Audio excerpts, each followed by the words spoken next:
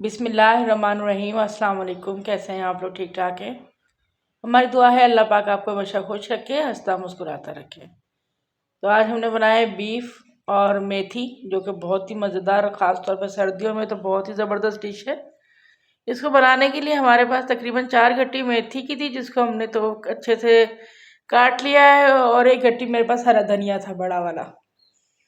तो इन दोनों चीज़ों को अच्छे से हमने काट लिया है साफ़ करके, और फिर इसको धो के रख दिया है ताकि इसका पानी बिल्कुल अच्छे से ड्राई हो जाए। ये तकरीबन 3 पाव के करीब मेरे पास बीफ है, आप चाहे तो मटन में बना सकते हैं।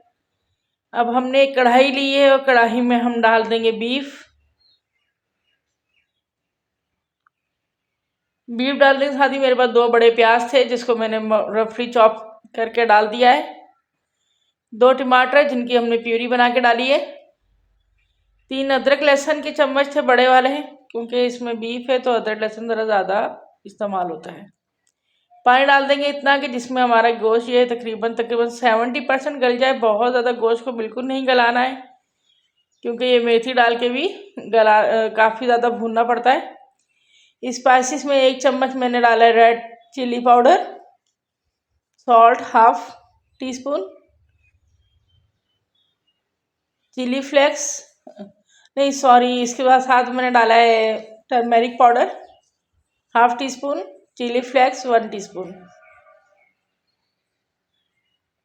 इन तमाम चीज़ों को डाल के हम अच्छे से डाल देंगे और एक दफ़ा मिक्स करेंगे और ढक कर रख देंगे हम तकरीबन 30 मिनट्स के लिए। तो तकरीबन 30 मिनट गुजर चुके हैं और आंच बिल्कुल नॉर्मल थी। और देखें इसमें हमारा गोश्त जो है वो तकरीबन 70% गल चुका है। बहुत ज़्यादा गोश्त को फिर कह रही हूँ कि नहीं गलाना है, क्योंकि मेथी भी थोड़ा सा पानी छोड़ती है और काफ़ी भुनाई करनी पड़ती है, तो इसमें गोश्त बहुत ज़्यादा गल जाता है। तो तकरीबन ये 70% हमारा गोश्त गल चुका है बीफ। इसमें मैंने 1 प्याली घी की डाली है, क्योंकि इसमें थोड़ी घी की क्वांटिटी ज़्यादा होती है, क्योंकि मेथी ड्राई होती है और उसको भुनाई करने के लिए घी में ही भूनना पड़ता है। इसमें हमने पानी का बिल्कुल भी अब इस्तेमाल नहीं करना है।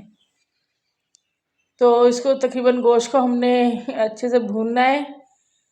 आधा घंटा तकरीबन मेरा गोश्त को भुनाई करने में लगा था, क्योंकि बीफ को ज़रा ज़्यादा भूनते हैं तो ही ज़्यादा मज़ेदार बनता है। तो ये देखिए घी सेपरेट हो चुका है और गोश्त भी हमारा तकरीबन 80% से ज़्यादा डन हो गया है। अब इसमें हम डाल देंगे मेथी को, जो धो के हमने रखती थी। आप पहले मेथी को धो के रखिए ताकि इसका पानी ड्राई हो जाए, और इसको हम ढक देंगे थोड़ी देर के लिए, 2 से 3 मिनट के लिए, ताकि मेथी थोड़ा सा जो है वो बैठ जाए और गोश्त में भी अच्छे से मिक्स हो जाए। तो अब देखिए गोश्त को और मेथी को अच्छे से हमने मिक्स करना है, बल्कि इसको बहुत अच्छे से हमने भूनना है। तकरीबन हमारे 45 मिनट लगते हैं इसको मेथी को भुनाई करने में। अब बिल्कुल हल्की आंच पे हमने भूनते जाना है, ताकि मेथी भी अच्छे से इसमें कुक हो जाए और गोश्त भी हमारा जो है वो अच्छे से इसके साथ ही जो है ना पकता रहे। आधी प्याली करीब मैंने इसमें डाल दिया दही, और दही डालना इसलिए भी ज़रूरी है क्योंकि कड़वाहट थोड़ी सी मेथी में होती है, जो कि दही से ख़त्म हो जाती है। अब दही को और हम मेथी को भी अच्छी तरह मिक्स करेंगे और इसको अच्छे से हमने भूनते जाना है। देखिए दही का जो थोड़ा सा पानी निकलेगा ना, तो उसी में हमारे ये आलू डाले मैंने। आलू 3 बड़े आलू हैं मेरे पास, इनको हमने डाल के कट कर लिया है और उसी को मेथी में डाल दिया है। आलू अगर आपके घर में नहीं खाए जाते हैं तो आप इसको स्किप भी कर सकते हैं, लेकिन ये कि अक्सर बच्चे थोड़ा गोश्त पे नखरे करते हैं, तो वो फिर आलू और मेथी जो है ना बहुत ज़्यादा मज़ेदार बन जाती है, वो भी खा लेते हैं। आलू डालने के बाद भी मैंने इसको ढक दिया है तकरीबन 20 मिनट के लिए, बिल्कुल हल्की आंच पे, ताकि आलू हमारे अच्छे से गल जाए। और देखिए घी भी सेपरेट हो चुका है दोबारा से, और हमारी मेथी बहुत ज़बरदस्त खुशबू तो माशाल्लाह इतनी लाजवाब आ रही है ना कि बहुत ज़्यादा मज़ेदार। अब इसको हमने ये हमारी देखें मेथी भी अच्छे से हो चुकी है और आलू भी इसमें गल चुके हैं, और बस हमारा ये मेथी और गोश्त तैयार हो चुका है। तो देखिए इसको अब सर्व करते हैं। बहुत ही ज़बरदस्त और बहुत मज़ेदार, ख़ास तौर पर सर्दियों में ये जो हमारे जॉइंट्स के लिए मेथी बहुत अच्छी होती है, बॉडी के लिए भी। तो ये हमारा बिल्कुल तैयार हो चुका है मेथी और गोश्त का सालन।